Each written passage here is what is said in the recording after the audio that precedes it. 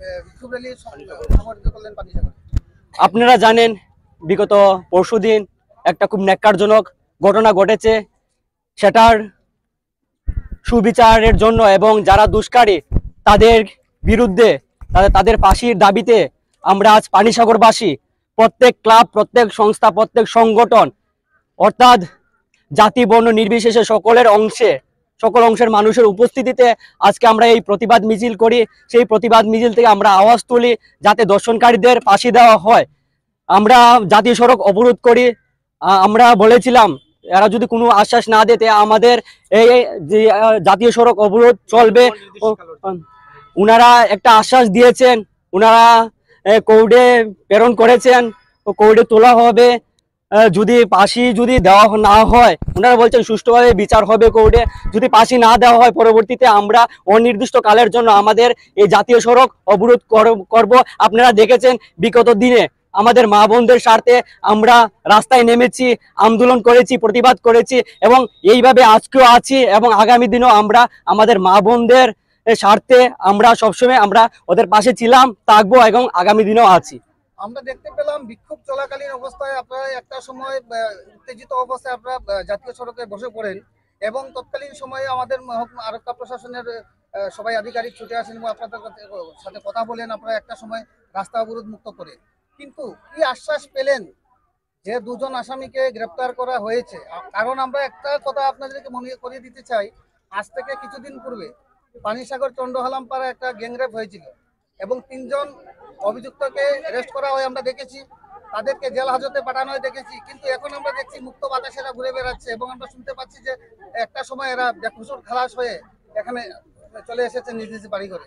তো এই ক্ষেত্রেও যে এই ধরনের অনুরূপ কোনো কিছু ঘটবে না, কতটুকু আশ্বাস আপনারা পেয়েছেন?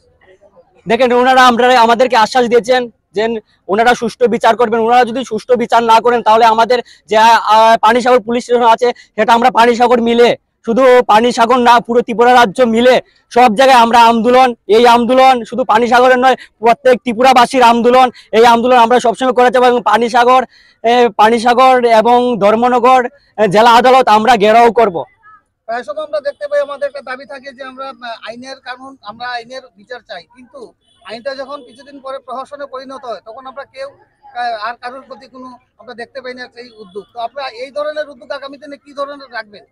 আমরা অনির্দিষ্ট কালের জন্য আমাদের যে হাইওয়ে থাকবে এটাও অবরোধ বন্ধ থাকবে এবং পানিসাগর যে পুলিশ স্টেশন আছে এটাও আমরা ঘেরাও করব। আপনারা আজকে যেটা একটা বিক্ষোভ মিছিল করলেন পানিসাগরে গত পরশুদিন, অর্থাৎ 12 তারিখ যেটা ঘটনা হয়েছিল এটা ন্যাক্কারজনক ঘটনা। আমরা জানি যে যারা ধর্ষক তাদের কিন্তু কোনো জাতি হয় না, ধর্ম হয় না, ঠিক আছে কথাটা? তো এখানে কি আপনার এরকম মনে হয়, আমরা যদি দেখি পানিসাগরে যে ঘটনাটা ঘটেছে, আমরা দেখলাম এখানে 2 জন সংখ্যালঘু সম্প্রদায়ের লোক একজন হিন্দুর উপরে তারা এরকম ঘটনা করেছে। আপনি কি মনে হয় যে বাংলাদেশের কোনো রেশ এখানে এসে পড়েছে আমাদের ত্রিপুরায়? আমি আপনাকে বলছি, প্রথমত আমি আপনাদেরকে বলেছিলাম জাতি বর্ণ নির্বিশেষে সকলের অংশের উপস্থিতিতে আমরা আজকে এই প্রতিবাদ মিছিল করছি। এখানে আমরা সবাই মানুষ জানি দর্শনকারীদের কোনো ধরনের সাম্প্রদায়িক কিছু না।